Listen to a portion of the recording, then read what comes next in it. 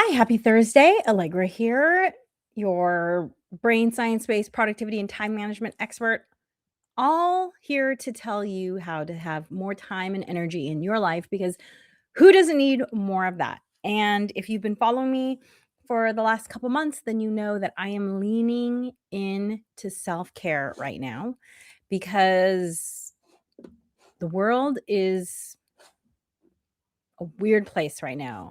I know that I'm someone who struggles with, you know, how I feel with, I don't know, I don't, anxiety feels like it has such a medical connotation nowadays, but, anxiety, fear, uncertainty, there's a lot going on for that. And the way that I find to exercise some type of control over how I feel is by leaning into my self-care. So I finished a 6-part series on my skincare routine because you might not realize that touching your face releases the same brain chemicals as getting a hug. And that's why it's so valuable to do a skincare routine. And now I am into the things that I put in my body. So last week I talked about what I drink. Today I'm going to talk about what I eat. Next week I'm going to talk about the supplements I take. Then I'm going to get into movement. I'm also going to talk about relationships and sleep and creativity. So that's all coming. And if you want to find all of these, I'm calling it a season of self-care. If you want to find all of the season of self-care podcasts, go to I don't know why it's not coming up here. I will have to grab the link. Oh, no, not there either. I will have to grab the link and then I will paste it into the podcast so that you can see it. And it will also be in my show notes, of course. So here is the link. And also too, if you scan this QR code here about the 3 steps, my 3-step hydration ritual, it will also get you to that link for all of the self-care episodes. Okay, here we go. So it is my website, bywdreams.mailerpage.com/season self-care. That's where you can find all of the videos. And if you're joining me live, welcome. I do see your comments. So if you have a question or something that I need to address, I am happy to address it. And also, if you are looking at the recording, this does go up as the Harness the Power of Planning podcast. You can watch it on my website and I think on Spotify, or you can listen wherever you listen. And as always, be sure to like and subscribe. It costs you nothing and it helps me to know what is resonating with you and helps me in the algorithm. So if you are new to my podcast, welcome. I am the author of these 4 short read books that are all designed to help you get more time and energy. And if you don't know where to start, then start with this one, 3, 2, 1, done. 3 simple strategies to get your to-do list done. It's almost like you're going to create time. It just helps give you 3 strategies that you can immediately put into practice that will help you get out of overwhelm and I don't know where to start and into doing things. And by the way, I don't expect anyone to implement any of my tips perfectly. You might take my tip and say, "Oh, I know a way to apply this that's going to help me even more." Fantastic. I encourage, I feel like every little piece of information that you get just helps you to understand yourself more. And so that is exactly perfect. And there's been a bunch of changing in my listenership recently. For a long time, so the US is always number 1 in terms of listenership. And then for a long, long time, Brazil was number 2, but there's been a bunch of changing. And so I have been giving some interesting facts about some of the places that are now showing up as listeners because I just don't know anything about some of these places, or I haven't been to some of these places, and it's very interesting. So Bangladesh is now in my top 10 of listeners, and so many interesting facts about Bangladesh. Now, by the way, I knew the general vicinity of where Bangladesh was, but I didn't know exactly where it was.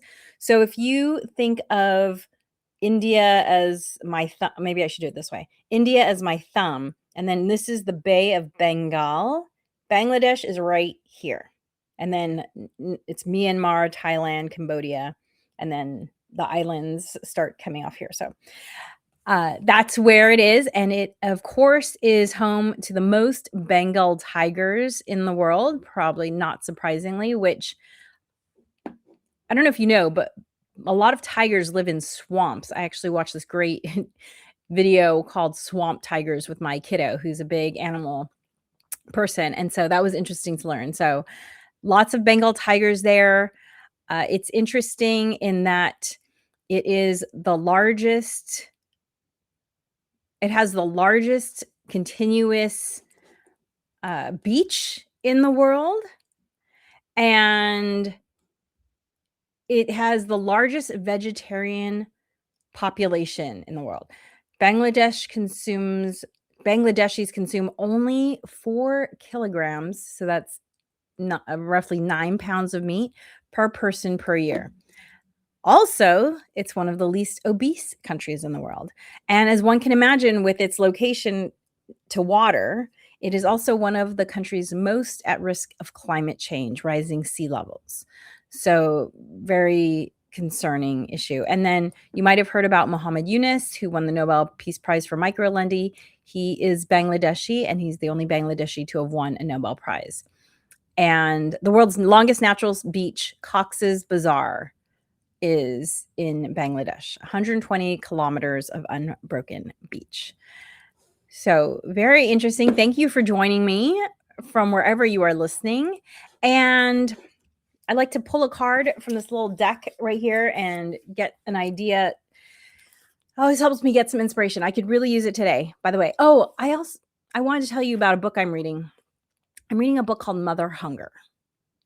And it's interesting because the way the book was introduced to me is, if you hear that title and you think, I know exactly what that is, then this book is probably for you. And that is how I felt when I heard this title. And it's a fascinating book. I really think everyone should read this book. Anyone who grew up at least in Western culture should read this book, because it isn't just about motherhood. It's also about the patriarchy and misogyny and how it shows up uniquely in our country and how that affects mothering. And I've learned a lot from it. I think this is the first nonfiction book that's ever made me cry. So I will put it in the links below. Definitely, I actually have recommended it to a couple of single dads I know, because I said, you should read this, because this might be something that you see in your daughters at some point. And I highly, highly recommend it. So check it out, Mother Hunger. Okay. The things that divide us are far less important than those that connect us. Rachel Naomi Remen. The things that divide us are far less important than the things that connect us. Man, is that this? That is the perfect saying for right now. There's this person that I follow on social media, and her name's Koji, Cogey, I think is how it's pronounced. And she posted something the other day that said, "Isn't it easier to not kill people than to kill people?" It's like, yes, it is. Like, the crazy thing is that I think it's easier to be kind. It takes less energy. It takes less strategy and manipulation to just be kind. And I think, don't we all want to feel good? I mean, isn't that sort of as an anthropologist, I can tell you that's one of the things that defines humans, is that we want to avoid pain. And there's so many things going on in the world right now that are causing pain. It would be so much easier for us all to just say, hey, let's decide to feel good together. Let's decide to have peace would be so much easier. And, I think the vast majority of us want peace. The vast majority of us want to live with our neighbors and think good thoughts about them. And if we can just use that power together, either doing whatever you can do, whether it's helping someone directly that you know who needs a ride or some food or some guidance on something, or if it's advocating for others through legal work, or everything matters. Every good thing matters. And if the good thing that you do today is use 5calls.org to call your senators and your representatives and say, hey, I am opposed to the SAVE Act. If you're not familiar with the SAVE Act, check it out. It's going to be voted on shortly, and it's designed to take away the voting rights of anyone who's ever changed their name. So many married women, it's going to affect you. Okay, so go to 5calls.org. They make it so easy. They give you the phone numbers. They even give you scripts if you need help figuring out what you want to say. So 5calls.org, super easy. Sometimes I call every day, whatever it is that's concerning you. 5calls.org. It does make a difference to call. The urgency of your voice makes a difference. You can ask to speak to a live person, or you can leave a voicemail. I think it's more important to call than to email, personally. But okay, 5calls.org. Okay, so let's get into today's topic. Today, I am talking about the foods that I eat regularly in order to keep myself healthy. And repetition is one of the best strategies you can use to save yourself time and energy. Because we have this false belief that thoughts aren't things, and therefore it costs me nothing to just think and think and think and think. And even if that was true, even if thoughts didn't burn up energy, which I will talk about in just a second, you're still taking time. We all know the person who can't make a decision, the chronic overthinker. That wastes time. One of the great things about how I eat is that from Monday to Friday, I pretty much don't have to think, what am I going to eat next? Because I've already thought about it when I decided to introduce this food group into my life. And only on the weekends do I get a little more free flowing. And, I allow thinking about food to be something that is more fun rather than something I have to do. So first of all, it saves that kind of time. Secondly, it saves lots of energy because your brain is actually the most calorie consuming part of your body. It makes up only 2% of your body weight, and yet it can consume as much as 20% of your calories. Okay? 2% of your body weight, 20% of your calories. This is the very reason why our brain developed shortcuts that we call habits that save energy, because your brain wants to save energy in case there's a famine coming. So eating habitually uses my brain's own desire to save calories to help me eat healthy. Now, at first, doing something new is not always easy. And I do have a podcast called The Fresh Start Effect that is all about how to do new things, because again, your brain doesn't want you to do new things because it considers that an excessive use of calories. And so the Fresh Start Effect, my strategy for starting new things, is designed to help you overcome that inherent desire by your brain to be like, whoa, whoa, whoa, don't do anything new. You got to save those calories. So I can tell you that in college, I don't think I had eaten a fresh piece of food for years by the time I was a senior, and I got really, really sick. You might have heard me tell this story before. I got really, really sick, and I made a commitment to eat healthier, and it still took me a little while to figure out how to introduce fresh foods into my diet on the regular. Um, and I'm going to get to that in a little bit, but I have not always eaten this way.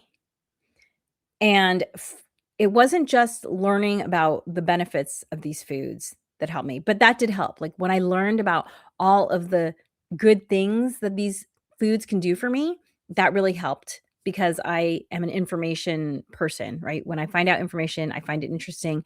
It encourages me to do things. But the other thing too was finding foods that I liked. Like for instance, I have raspberries here.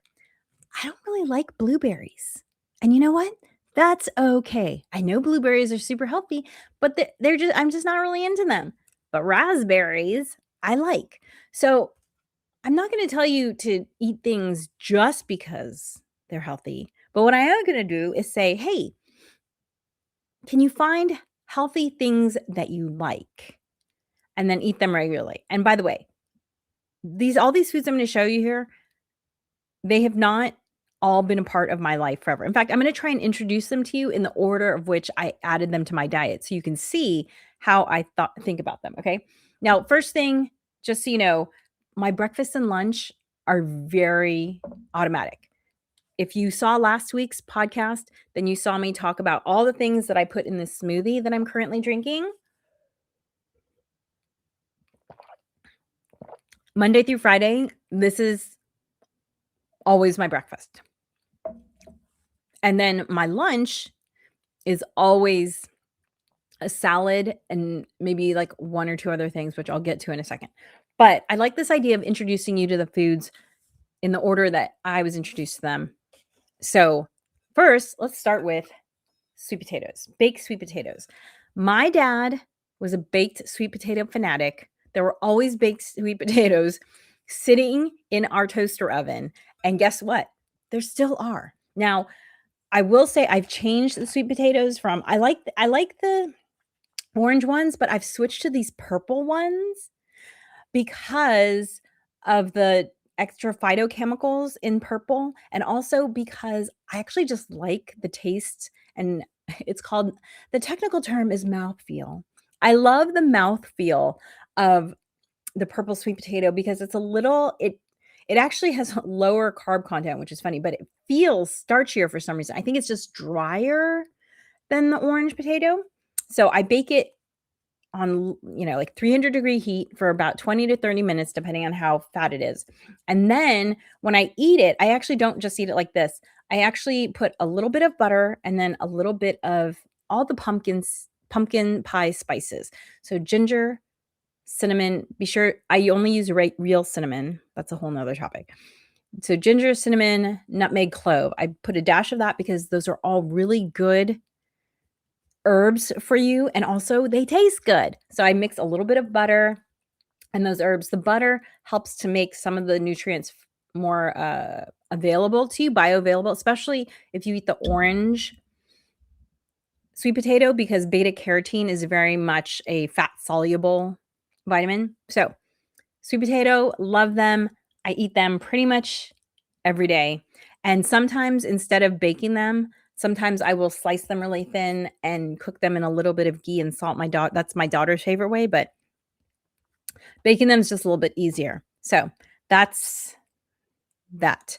I would say the next food that really helped me to eat healthier that I was introduced to was when I found a green that I really liked. It's important to get a lot of fiber in your diet, and also to get, there's a saying in healthy eating circles called eat the rainbow. So to eat a lot of deep, rich colors. And so kale, this is lacinato kale, also known as dino kale. This is part of what gives my smoothie its color. I also like to use green and red kale, although my family likes green kale almost exclusively. They also enjoy a kale salad. So kale, I learned about kale. I have texture issues. And so one of the reasons why I had trouble eating salads was because I didn't like iceberg lettuce. I found it soggy and bland. And so when I discovered, I don't know, 20-ish years ago that I could eat kale raw, I was like, oh, well, it's way crunchier. It doesn't get soggy. And it has a flavor I like personally. So find the green that you like. I don't like arugula. I think that arugula and radicchio. I don't like those. Some people love them. Awesome. Find the greens that you like. Another green that I love is cilantro, also known as coriander. And cilantro is really good, as are a lot of herbs, for detoxing and chelating. Cilantro specifically is good for chelating heavy metals, which was something I was concerned about before I decided to get pregnant, because I eat a lot of tuna. I've eaten a lot of tuna in my life. And unfortunately, there's a fair amount of heavy metals there. So I eat a lot of cilantro. Some of it goes into my smoothie. I also sprinkle it on any salad that I'm making.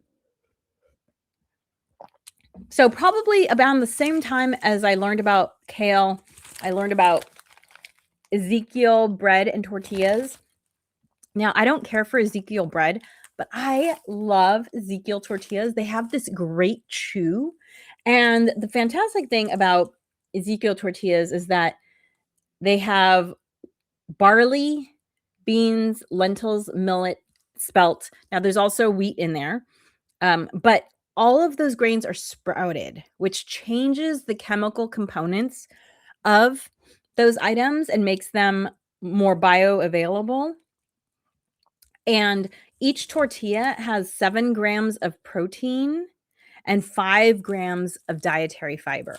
So I honestly, these are just my favorite tortillas. They taste so good. And I love to eat them with peanut butter and jelly. Like nut butters and fruit spreads. I always avoid added sugars, right? So nut butters and fruits, it makes a great little snack. And also I eat it with hummus, which I probably should have talked about these next, but garbanzo beans. I love garbanzo beans. They're super good for you, high in iron, which is great for women, and high in fiber. So I eat these with hummus. Do peanut butter and jelly. I'm saying in quotation marks because I don't use jelly, but and I also use them to make wraps. So one of my favorite wraps is hummus and avocado, kale, and tempeh. And I also use them to make quesadillas with my favorite smashed black beans. So I eat a lot of these tortillas. And the great thing is they freeze really well. So I will have like 4 or 5 of them in my freezer at any moment, so that I know that I always have them. And those are great. Okay. Raspberries probably should have come sooner, but raspberries and blackberries are my berry of choice. Strawberries and blueberries, I'm kind of meh about, but I love raspberries and I love blackberries. And, they're just a great way to get a little bit of sweetness. Or if I'm having some Greek yogurt, some full fat Greek yogurt that's plain, I like to sprinkle these in there. Very good. Okay, beans. I am not vegetarian, but I do eat heavily vegetarian, and I try and get beans into every lunch and dinner that I eat. So with my salads, I will sprinkle it. If I'm making, tortilla with I'll use these. They say refried beans, but they're just beans that have been smashed. These are both from Trader Joe's, and I think these are black beans. I usually get the black bean ones. These might be pinto. I don't see. But I usually get black beans because, again, dark colors, high phytonutrients. But I eat black beans or garbanzo beans pretty much every day, either in their whole form or as a patty. I love black bean burgers. I love hummus, which is what garbanzo beans are made out of. So the only way to get enough fiber every day really is by including beans into your diet. This is how, I think I talked about it last week. I talked about how hard it was to get enough fiber in my diet until I added beans on the regular and chia seeds. So chia seeds I eat daily in my smoothie. I also often have some sort of quote unquote chia pudding sitting in the fridge for myself or my husband or my daughter, which chia pudding is simply chia seeds soaked in milk, oat milk, coconut milk, whatever milk you like, with a little bit of cinnamon and maybe a little vanilla if you want, and a little bit of honey or maple syrup. And this is the greatest way to get to up your fiber content, because I do 2.5 tablespoons of these every day, and that gets you 10 grams of fiber, right? So one tortilla, 5 grams, 2.5 tablespoons, 10 grams. Oh, I had this apple here. I do love a crisp little apple. I try not to get the super sweet ones. This is probably around 4 grams of fiber. So again, 10 grams of fiber, 4-ish grams of fiber. So this is how I make sure I get enough fiber in my diet. This is really, it keeps me super satisfied. It also has, great protein in it. So those are the foods that I eat repetitively in order to stay healthy. And it saves me so much mental energy to not have to think every single day, what am I going to have for breakfast? What am I going to have for lunch? What am I have for breakfast? What am I going to have for lunch? And really the only thing I think about is dinner. And that's even pretty automated too, because my family has like our favorites. So we like to do once a week, we do salmon with either gnocchi or risotto and then a vegetable.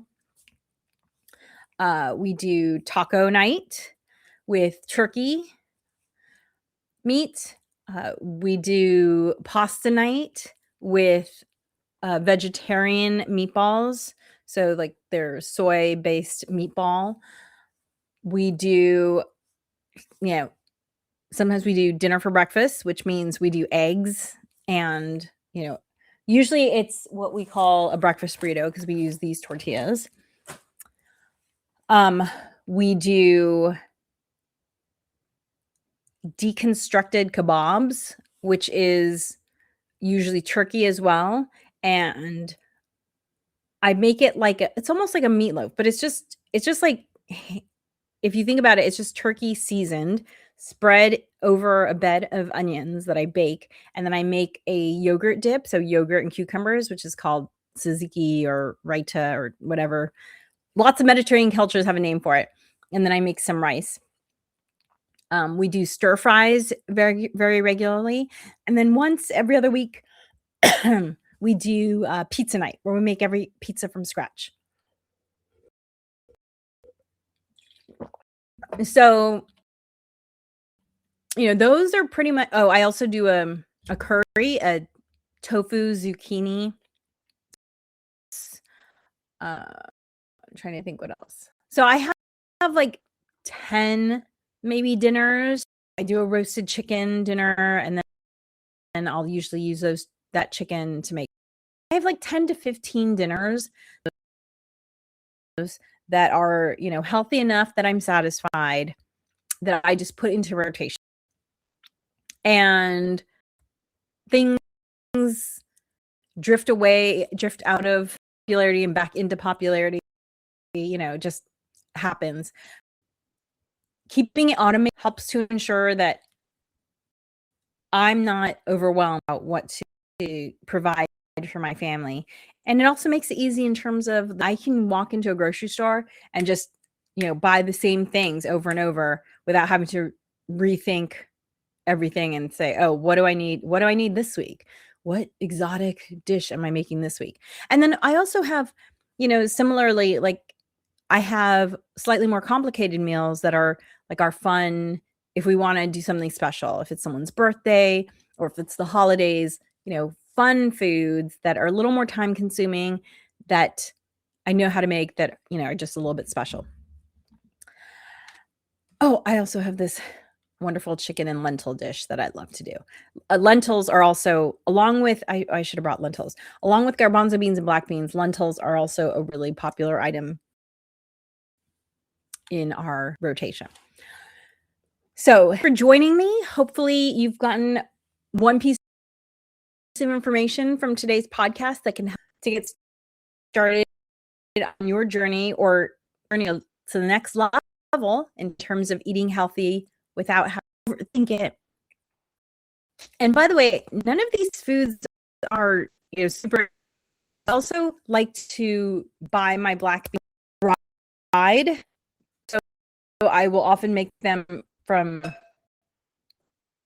it saves a ton of money when you buy dry, but I always have some canned ones in case, I want to fly that I haven't prepared for. So hopefully you got take you on the next step and